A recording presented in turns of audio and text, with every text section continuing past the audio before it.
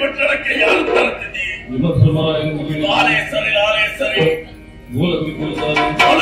ಕವಿದ ಹರಿಸಬೇಕು.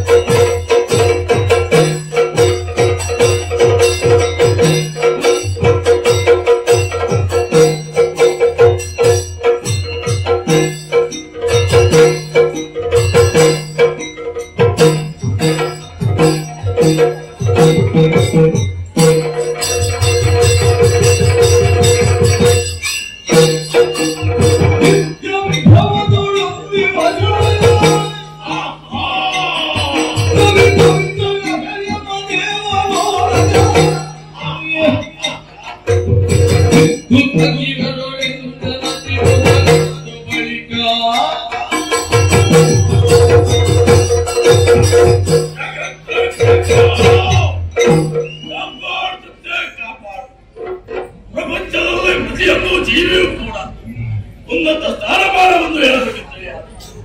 ಯೋಗ ವಾಕ್ಯೆಂಬುದು ಬೇಕಿದೆ.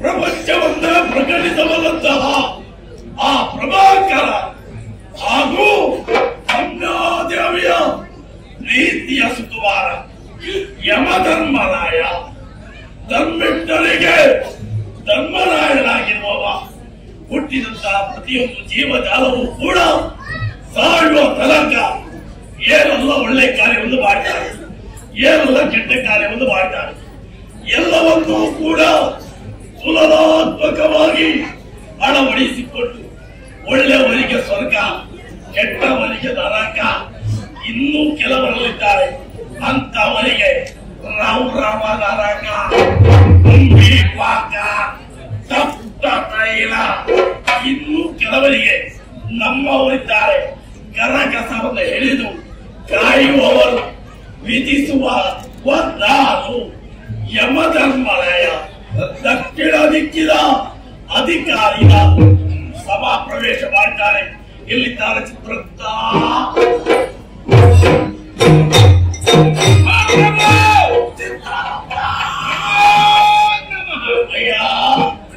ಸಭಾ ಪ್ರವೇಶ ಮಾಡ್ತಾ ಇದ್ದವ ಯಾರೆಲ್ಲ ಭೂಲೋಕದಲ್ಲಿ ಸತ್ತಿದ್ದಾರೆ, ಏನಾಯ್ತು ವಿಚಾರ ಎಲ್ಲವನ್ನು ಅರಿತು ಭೂಲೋಕದ ಮಾನವರು ಪಾಪವನ್ನೇ ಮಾಡಿ ಪುಣ್ಯವನ್ನೇ ಮಾಡಲಿ, ಆದರೆ ಪ್ರಥಮವಾಗಿ ಬೇರೆ ಯಾವ ಲೋಕವನ್ನು ಸೇರುವ ಹಾಗಿಲ್ಲ. ಬರಬೇಕಾದದ್ದು ಇಲ್ಲಿ ಬಂದು ಸರಿಯಾಗಿ ತೀರ್ಮಾನ ಮಾಡಿ ಆಮೇಲೆ ಹೋಗಬೇಕಾದ ಲೋಕಕ್ಕೆ ನೀವು ಅದು ಹೇಗೆ ಧರ್ಮದಂಡದ ಪ್ರಕಾರವಾಗಿ. ನಿಜ, ಕೆಲವರಿದ್ದಾರೆ, ಎಲ್ಲವನ್ನೂ ಎಳೆದುಕೊಂಡು ಬಂದು ನಿಮ್ಮ ಸಂವಿಧಾನದ ಒಪ್ಪಿಸ್ತೇನೆ.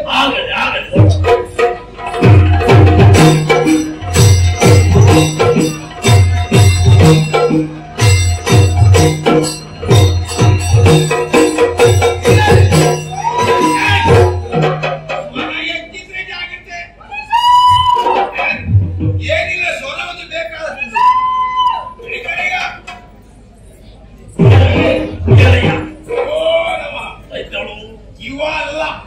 ಇವಳು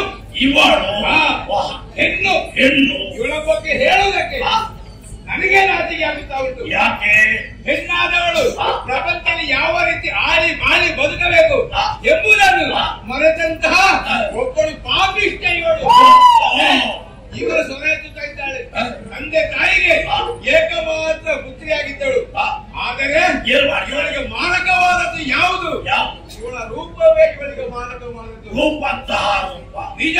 ಏನಾಯ್ತು? ಬಡತನದಲ್ಲೇ ಹುಟ್ಟಿದವರು ಇವಳು. ತಂದೆ ತಾಯಿದ್ರು ಯೋಗ್ಯವಾದಂತ ಒಬ್ಬ ಗಂಡಿಗೆ ಇವತ್ತು ಮದುವೆ ಮಾಡಿಕೊಟ್ಟರು. ಕೈ ಹಿಡಿದ ಗಂಡ ಮಾತ್ರ ಶ್ರೀಮಂತನಾಗಿದ್ದ.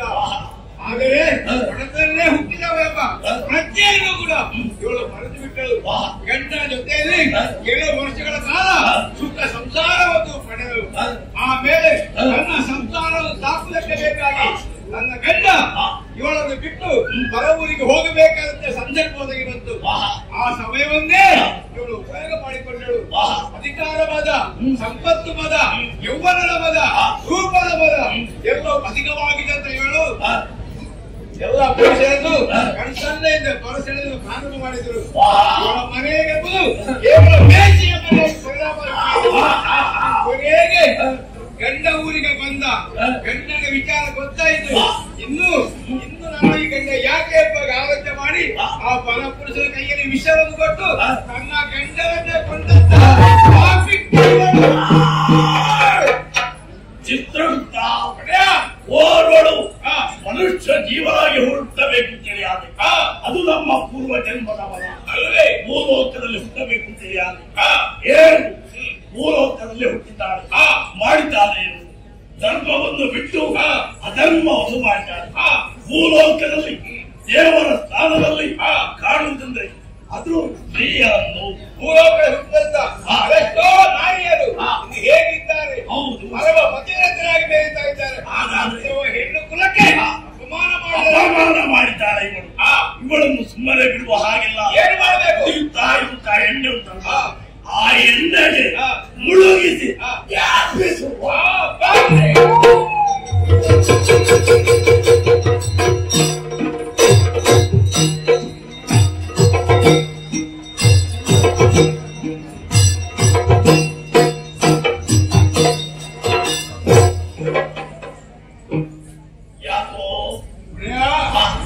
ಇವರ ಬಗ್ಗೆ ಹೇಳುವುದಕ್ಕೆ ಅಭಿಮಾನ ಮೂಡ್ತಾ ಇದೆ. ಏನು ಸಾಮಾನ್ಯರಲ್ಲ, ಕ್ಷತ್ರಿಯ, ವೈಶ್ಯ, ಶೂದ್ರ ಎಂಬ 4 ವರ್ಣದಲ್ಲಿ ಶ್ರೇಷ್ಠವಾದಂತಹ ಬ್ರಾಹ್ಮಣ ಕುಲ ಹುಟ್ಟಿದವರು ಇವರು. ಬ್ರಾಹ್ಮಣರು ಹೌದು, ಪ್ರತ್ಯಕ್ಷ ದೇವರು, ಕಣ್ಣಿಗೆ ಕಾಣುವ ದೇವತೆಗಳಂದ್ರೆ ಬ್ರಾಹ್ಮಣರಾಗಿದ್ದಾರೆ ಭೂಲೋಕದಲ್ಲಿ. ಆದರೆ ಒಬ್ಬ ಬ್ರಾಹ್ಮಣನಿಗೆ ಬಡತನವೆಂಬುದೇ ಭೂಷಣ. ಹುಟ್ಟಿದ ಹತ್ತಿಯಿಂದ ಸಾಯುವಲ್ಲಿಯವರೆಗೂ ಸಿರಿತರವನ್ನು ಕಂಡವರು ಇವರೆಲ್ಲ. ಪರಮ ಪವಿತ್ರ ಕ್ಷೇತ್ರವಾದಂತ ಕಾಶಿಗೆ ಹೋಗಿ ವೇದ, ಶಾಸ್ತ್ರ, ಪುರಾಣ, ಇತಿಹಾಸ, ಮೀಮಾಂಸ ಎಲ್ಲವನ್ನು ಕೂಡ ಕಲಿತಂತ ಒಬ್ಬ ವಿದ್ವಾಂಸರಾಗಿದ್ದರು. ಸಂಸಾರಿಯಾದರೂ ಆ ಬಡತನಲ್ಲೇ ತನ್ನ ಸಂಸಾರವನ್ನು ಚೆನ್ನಾಗಿ ಸಾಕಿದ್ದು ಮಾತ್ರವಲ್ಲದೆ ಇಡೀ ಪ್ರಪಂಚಕ್ಕೆ ಧರ್ಮದ ಪಾತ್ರವನ್ನು ಮಾಡಿಕೊಟ್ಟದ್ದು ಮಾತ್ರವಲ್ಲದೆ ಸ್ವಂತ ಗುರುಮಠವನ್ನು ಸ್ಥಾಪನೆ ಮಾಡಿ ಎಲ್ಲ ಮಕ್ಕಳಿಗೂ ಕೂಡ ಉಚಿತವಾಗಿ ವಿದ್ಯೆ ಹೇಳಿಕೊಡುತ್ತಾ ಸತ್ಯವಂತರಾಗಿ, ಸಂವಿಷ್ಠರಾಗಿ, ಗೌರವವಂತರಾಗಿ, ಒಳ್ಳೆಯವರಾಗಿ, ಪ್ರಪಂಚಕ್ಕೆ ಆದರ್ಶ ವ್ಯಕ್ತಿಯಾಗಿ ಬೆಳೆದಂತ ಇವರು ನಮ್ಮ ಈ ಶೈಲಿಗೆ ಬಂದಿದ್ದಾರೆ ಅಂತಾದ್ರೆ ಇದು ನಮ್ಮ ಯೋಗವಲ್ಲೇ ಪ್ರಭು. ಯೋಗವು ಹೌದು, ಭಾಗ್ಯವೂ ಹೌದು. ನಿಜ. ಭೂಲೋಕದಲ್ಲಿ ಹುಟ್ಟಿ ಧರ್ಮದ ಕಾರ್ಯವನ್ನು ಮಾಡಿದವರು. ಅದು ಮಾತ್ರವಲ್ಲ, ಗುರು ಎಂಬ ನೆಗಳಿಕೆಗೆ ಮಾತು ಹೇಳಿದೆ. ಯಾರೇ ಆಗಲಿ ಮತ್ತೊಬ್ಬರ ಸಂಪತ್ತು, ಸೌಭಾಗ್ಯ, ಅಧಿಕಾರದ ಕಂಡಾದ್ರೆ ಆಶೆ ಪಡ್ತಾ ಇದ್ದರು, ಹೊಟ್ಟೆ ಕಿಚ್ಚಿ ಮಾಡ್ತಾ ಇದ್ರು. ಇವರು ಹಾಗಲ್ಲ ಸ್ವಾಮಿ. ಇನ್ನೊಬ್ಬರ ಅಧಿಕಾರ ಕಂಡದ್ದೆಲ್ಲ ಕೂಡ ಋಣಕ್ಕೆ ಸಮಾನ. ಯಾಕೆ? ಮಾಧವ ಕೊಟ್ಟದ್ದು ಮಗೆತನ, ದೇವರು ಕೊಟ್ಟದ್ದು ಕೊನೆ. ದೇವರು ಕೊಡಬೇಕು, ನಾನು ಪಡೆಯಬೇಕು ಎಂಬ ವಿಶ್ವಾಸದಲ್ಲೇ ಕಾಲ ಕಳೆದಂತಹ ಪುಣ್ಯಾತ್ಮರಿವಂತಹ ನೀತಿಯನ್ನು ಸಾರಿದವ ಈತ. ನಿಜ. ಹಾಗಾಗಿ ಈ ಸ್ವರ್ಗಕ್ಕೆ ಮಾದರಿಯಾಗಬೇಕು. ಹಾಗಾಗಿ ವಿಮಾನದಲ್ಲಿ ಇವರನ್ನು ಸ್ವರ್ಗದತ್ತ ಕಳಿಸಿ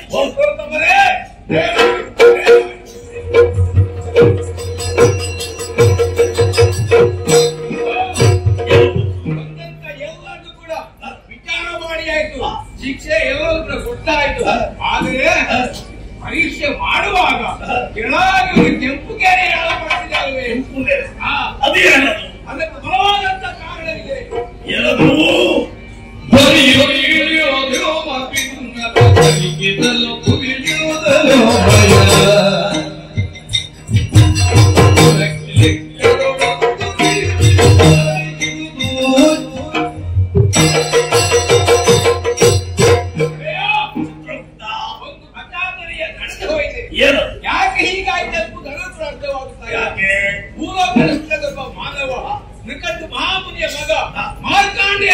ಆತ ಆತನಿಗೆ ಆಯುಷು ಕೇವಲ 16 ವರ್ಷ ಮಾತ್ರ. ಆ 16 ವರ್ಷ ಯಾವತ್ತೂ ಸಂದು ಹೋಗಿದೆ. ಅದರ ಫಲವಾಗಿ ಶೈಲಿಗೆ ಅವ ಬಂದು ಸೇರಬೇಕಿತ್ತು. ಆದರೆ ಆತ ಇನ್ನು ಹೊರಗಿಲ್ಲ, ಭೂಲೋಕದಲ್ಲೇ ಇನ್ನು ತಿರುಗಾಡ್ತಾ ಇದ್ದಾನೆ. ಏನು ಮಾಡಬೇಕು?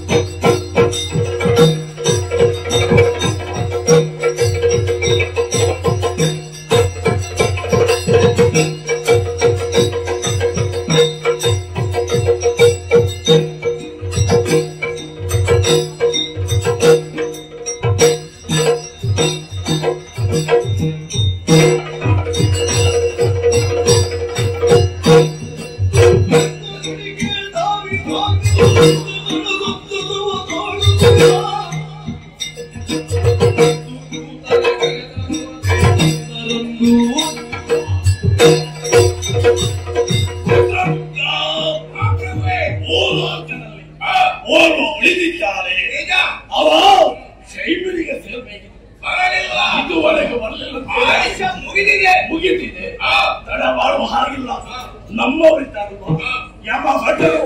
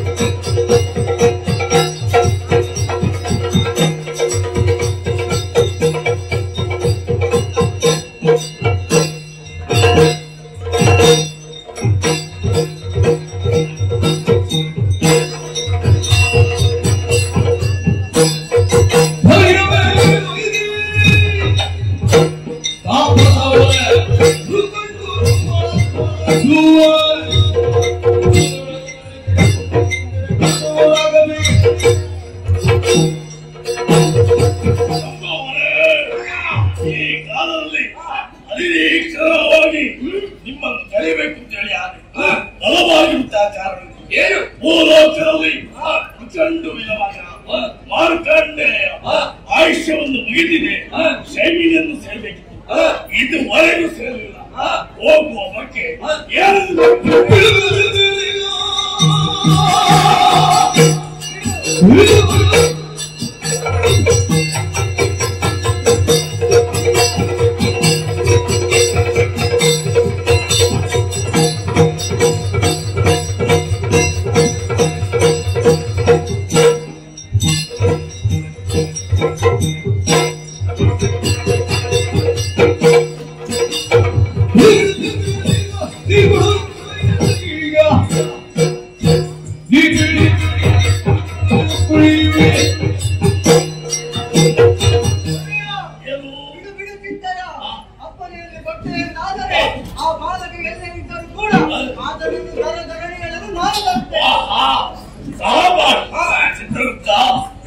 ಹೀಗೆ ಹೋಗಲ್ಲ.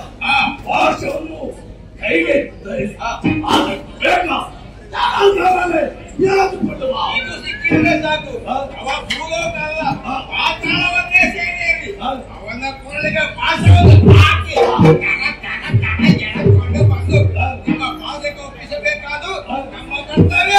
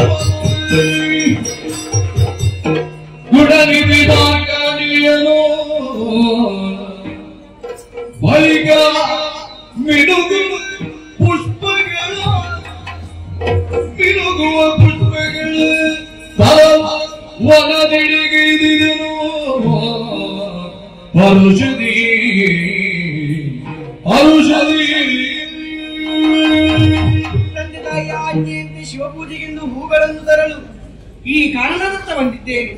ಹೂಗಳನ್ನು ಕೊಯ್ದದ್ದಾಯಿತು. ಶಿವದೇವರಿಗೆ ಇಷ್ಟವಾದಂತಹ ಹೂ ಬಿಲ್ವಪುತ್ರೆಯನ್ನು ಆರಿಸಿಕೊಂಡು ಕೊಯ್ದದ್ದಾಯಿತು. ತಡ ಮಾಡದೆ ಆಶ್ರಮವನ್ನು ಸೇರಿಕೊಳ್ಳುತ್ತೇನೆ.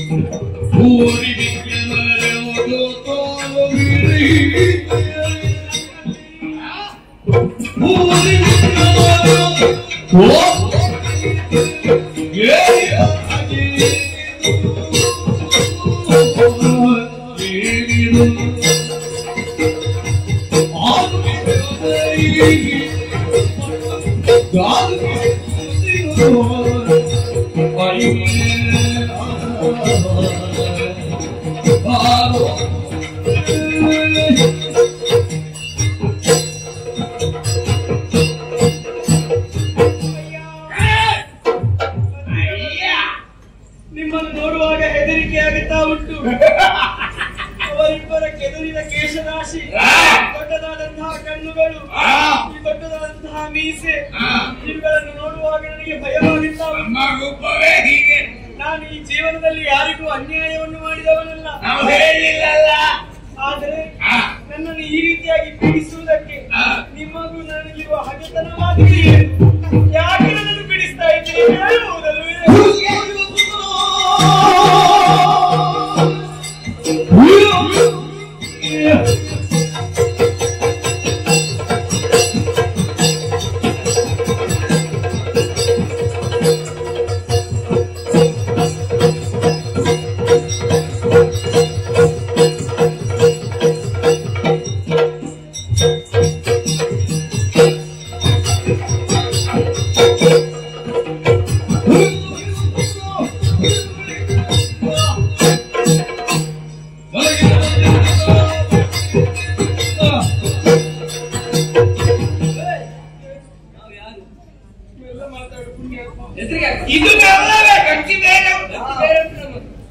ಕರ್ಕಶವಾಗಿ ನಾವು ಸುದ್ದಿ ಬಿಟ್ಟು ಮಾತಾಡುದು.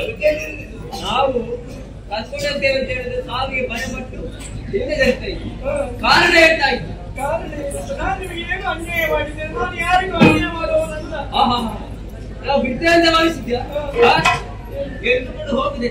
ನಾನು ಇಲ್ಲಿಗೆ ಯಾಕೆ ಬಂದದ್ದು?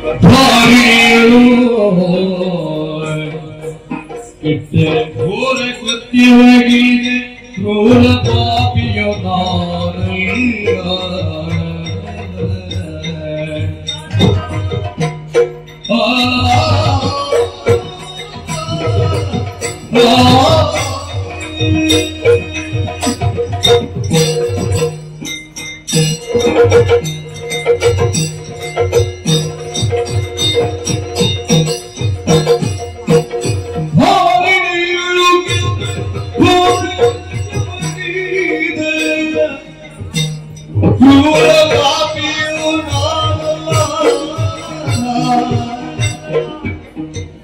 ಗೌರಿ ವಲ್ಲಭನ ಪಾದಾರವಿಂದಕ್ಕೆ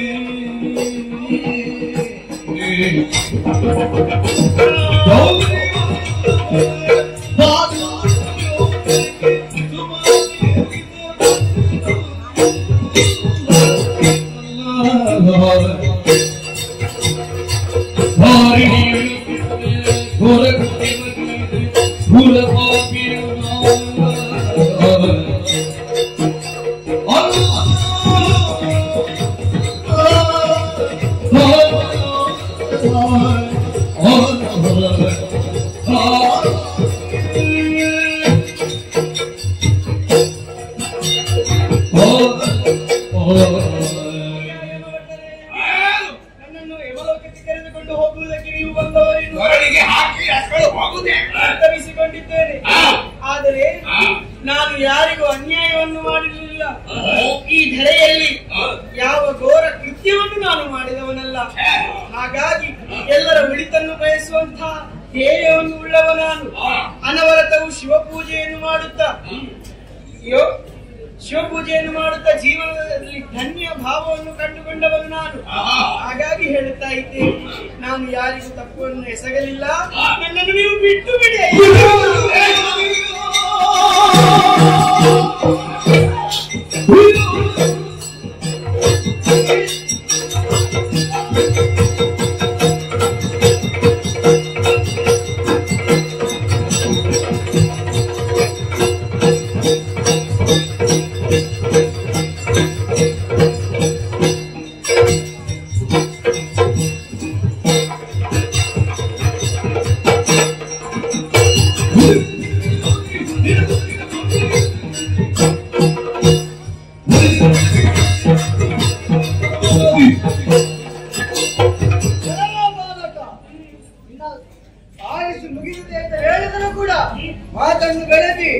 ತಪ್ಪಿಸ್ತಾ ಇದ್ದೀರಾ? ಯಾರು ಹೇಳ್ತಿದ್ದಾನೆ?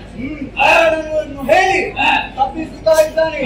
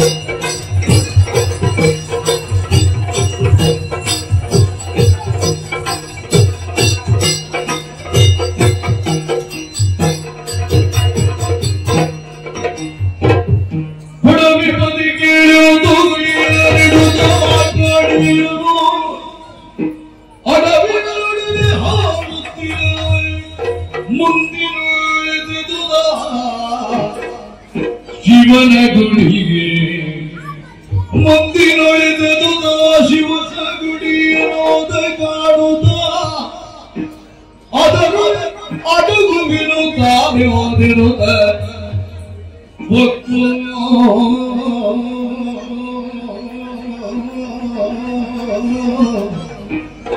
ಮಾತಾಡಿಯೋ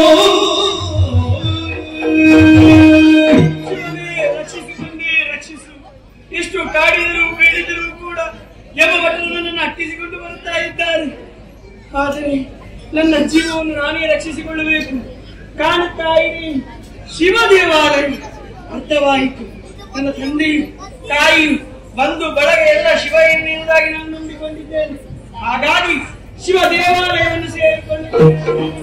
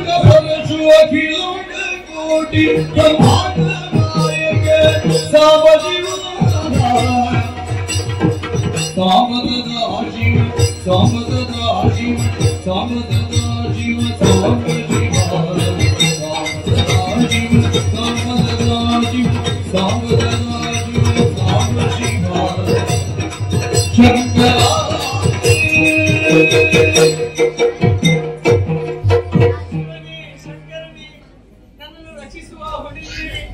ಈ ಕಾಡದಾರಿಯಲ್ಲಿ ಯಾರು ನನ್ನನ್ನು ರಕ್ಷಿಸುವವರಿಲ್ಲ.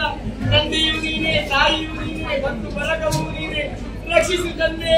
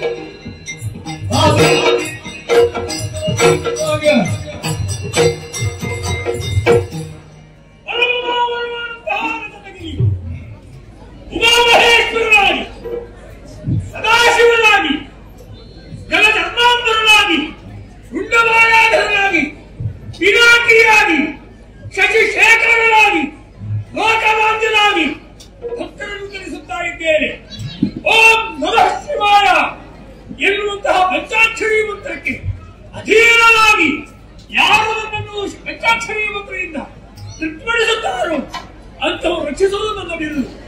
ನಾನು ಸದಾಶಿವವನ್ನು ಪಾಲಿಸುವಾಗ ಸ್ಮಶಾನವಾಸಿಯಾರು ಮಂಗಳಕಾರಕರಾಗಿದ್ದೇನೆ.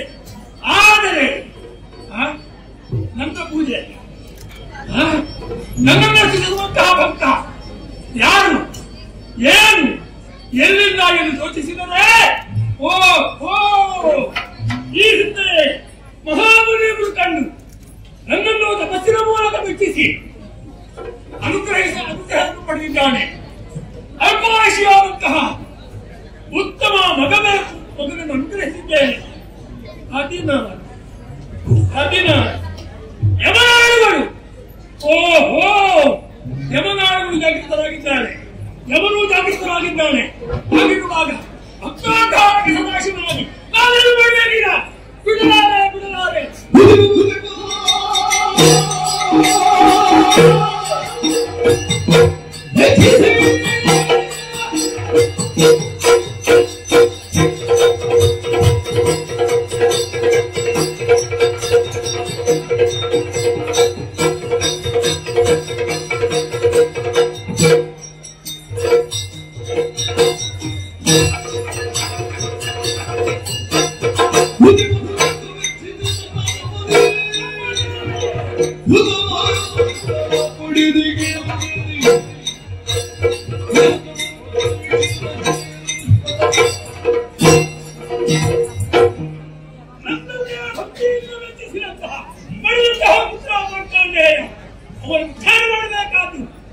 ನಾನು ಸದಾಶಿವನನ್ನು ಕರ್ತವ್ಯ. ನಾನು ಹಿಂದುಳಿಯಬಾರದು. ಸರಿ, ನನ್ನವರನ್ನು ಕರೆದು ಅವನ ರಕ್ಷಣೆ ವಹಿಸಬೇಕಾಗಿದೆ.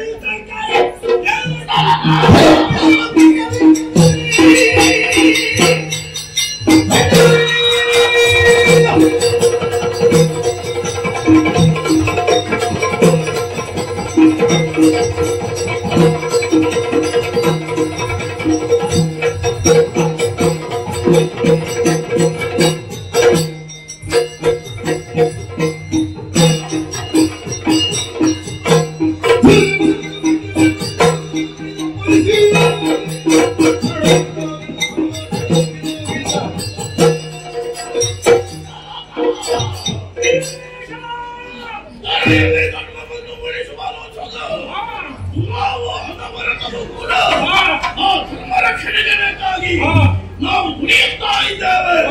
ಹಾಗಿರುವಾಗ ಒಬ್ಬ ಭಕ್ತ ನಿಷ್ಠೆಯಿಂದ ಪೂಜಿಸುತ್ತಾ ಇರುವಾಗ ನಿಮ್ಮ ಅನುಗ್ರಹಕ್ಕೆ ಪಾತ್ರರಾದಂತಹ ಆ ಯಮಭಟರು ಅವರನ್ನು ಪೀಡಿಸ್ತಾ ಇದ್ದಾರೆ. ಪೂಜೆಯ ವೇಳೆಯಲ್ಲಿ ಯಮನವರು ಬಳಿಯಾದ ಪ್ರವೇಶಿಸಿದ್ದಾರೆ. ಊಟ ಮಾಡಿ ಯಾರು ವ್ಯಕ್ತಿ ಕೈ ಹಾಕ್ತಾರ ಶಿವ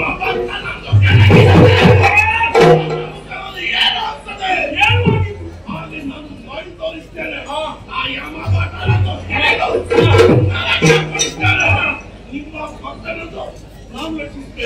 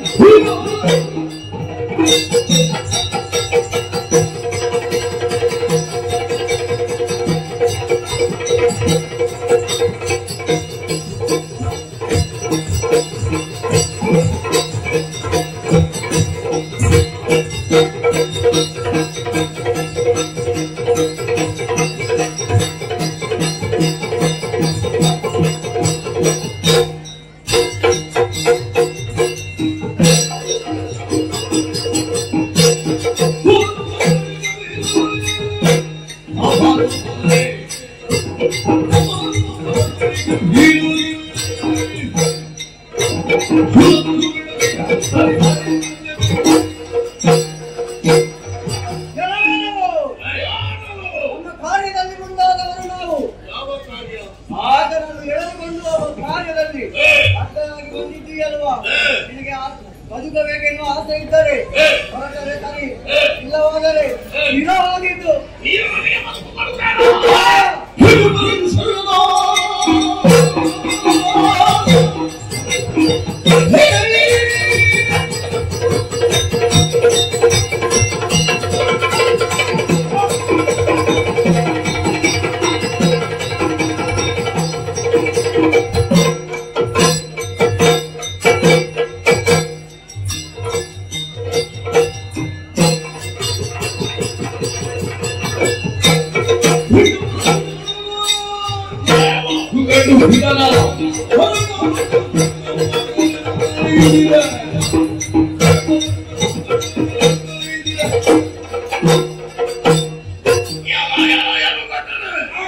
ನೀವು ಯಾರಿದ್ದರೂ ಕೂಡ ಆ ಯಮನ ಮಾತನ್ನು ಅನುಸರಿಸುವವರು.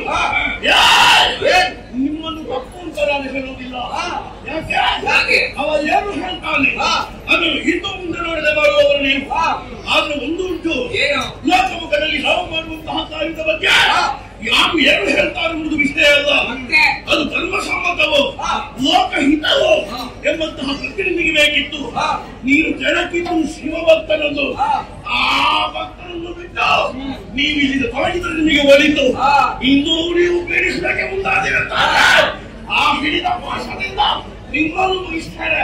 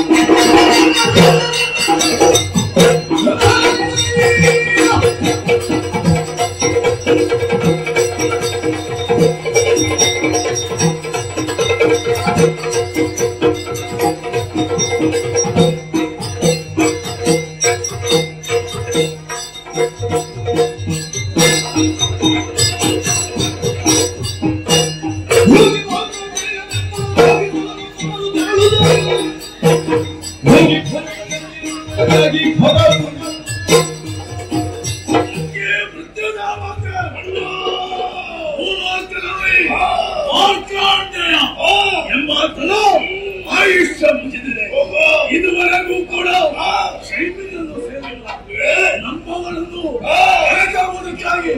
ಕಳುಹಿಸಿದೆ ಶಿವಶಕ್ತಿಯೆಲ್ಲವೂ ಕೂಡ ಒಟ್ಟು ಸೇರಿಸಿ ನಡೆದೊಯ್ಯುತ್ತಾ ಇದೆ, ರಕ್ಷಣೆ ಮಾಡ್ತಾ ಇದೆ. ಈ ಕಾಲದಲ್ಲಿ ಅವನನ್ನು ಎಳೆದುಕೊಂಡು ಬರಬೇಕು. ಬರುವಲ್ಲಿ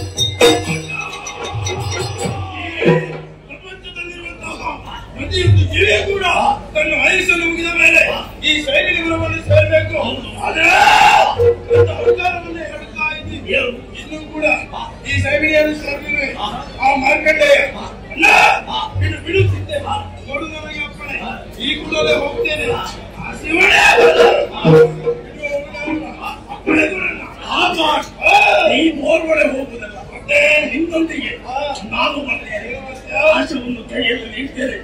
ಆದಷ್ಟು ಬೇಗ ಹೋಗಿ ಬರೋಣ, ಹೋಗಿ ಬರೋಣ.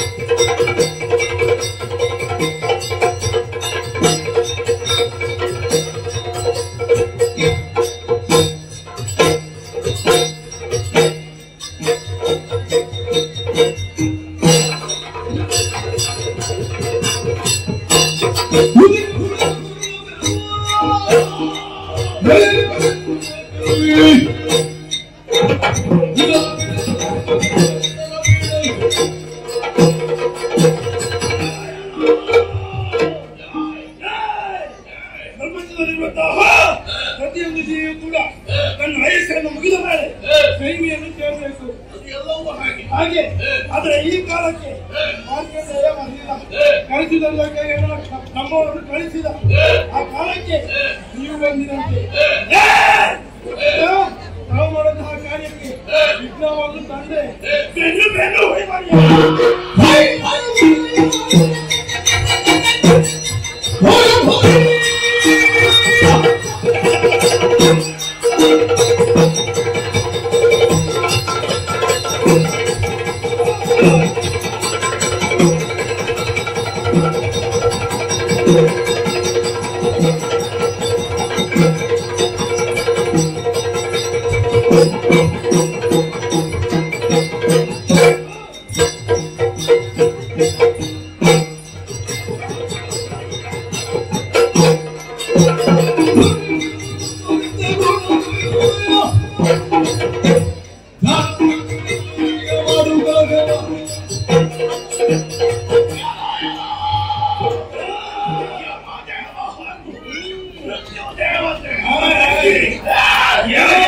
ನೀನು ಮಾಡುವಂತಹ ಕೆಲಸ ಯಾವುದೇ ಕೂಡ ಜನಗಳಬೇಕಿದೆ. ಯಾಕೆ ಸರಿ ನೀವು ಮಾಡುತ್ತೀಯ ಸರಿಯಾದ ಕಾರ್ಯ ಶಿವದೇವಾಲಯವನ್ನು ಶಾಲೆ ಅಲ್ಲಿದ್ದಂತಹ ಶಿವಭಕ್ತ ಅಣ್ಣಯ್ಯನನ್ನು ಬಲತ್ಕಾರದಿಂದ ಹಿಡಿಯುವಂತಹ ಪ್ರಯತ್ನಕ್ಕೆ ಮುಂದಾಗಿದ್ದೀರಿ. ಯಾರು ಹೇಳಿದ್ರು ಮತ್ತೆ ಆಯುಷ್ಯ ಮುಗಿದಿದೆ, ಶೈಮಿಗೆ ಸೇರ್ಬೇಕು. ನಮ್ಮ ಉದ್ಯೋಗ ಮಾಡ್ತಾ ಇದ್ದೇವೆ, ನಿಮ್ಮ ಉದ್ಯೋಗ ಮಾಡುವುದು ಸರಿಯಾ? ಆದ್ರೆ ಆತನು ಮಾಡಿದಂತಹ ಕೆಲಸವೇನು? ನಿಮ್ಮ ಮಠವನ್ನು ಭಯಪಟ್ಟಂತಹ ಕಾಲಕ್ಕೆ ಶಿವಲಿಂಗವನ್ನು ಒಪ್ಪಿಕೊಂಡ ಆ ಶಿವಲಿಂಗವನ್ನು ಹಿಡಿದಂತಹ ಕಾಲಕ್ಕೆ ಸ್ವಲ್ಪ ಆಲೋಚನೆ ಮಾಡಬೇಕಿತ್ತು. ಯಾಕೆ ದೇವರು ಯಾರು? ನಿಮಗೆ ಅನುಗ್ರಹವನ್ನು ನೀಡುವಂತಹ ಕೈಲಾಸವಾಸ ಶಂಕರ.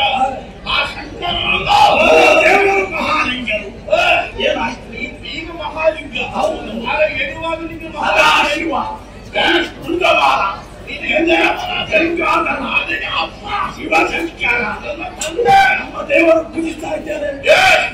ದೇವರು ದೇವರು ಹೇಳಿದ್ರೆ ಸಾಲದು, ಪ್ರವೃತ್ತಿಯಲ್ಲಿ ಕಾಣಿಸಿಕೊಳ್ಳಬೇಕಿತ್ತು. ಅವತ್ತಿದ್ದೇನೆ ಇದೆಲ್ಲವನ್ನು ಬಿಟ್ಟು ಪುನಃ ಎನ್ನುವ ಪ್ರಯತ್ನವ ಆಟದಿಂದ ಅಹಂಕಾರದ ಬಿಟ್ಟ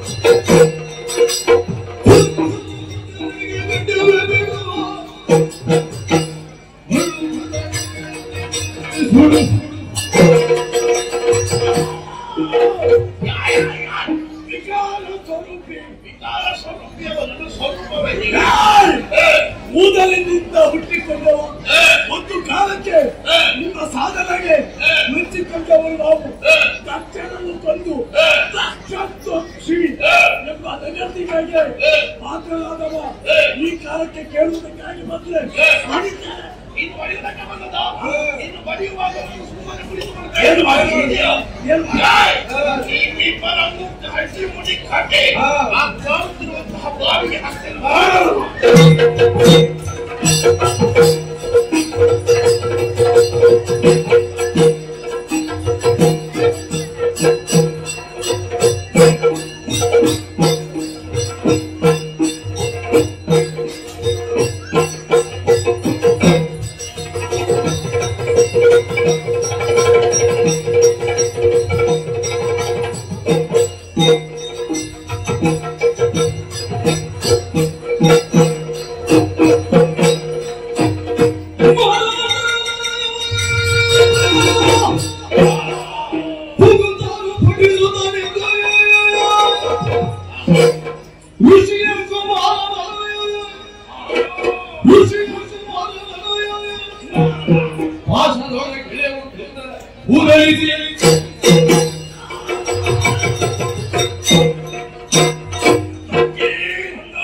ಶಿವಶಕ್ತಿಯನ್ನು ತೋರಿಸಿದ್ದಾಯ್ತು.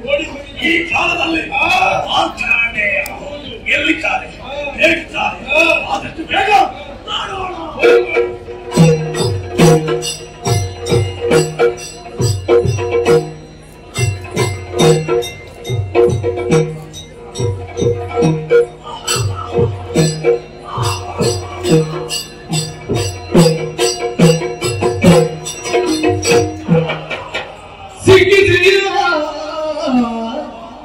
ಮಾರ್ಕಂಡೇಯ ಸಿಕ್ಕಿದೆಯ ಸಿಕ್ಕಿದೆಯ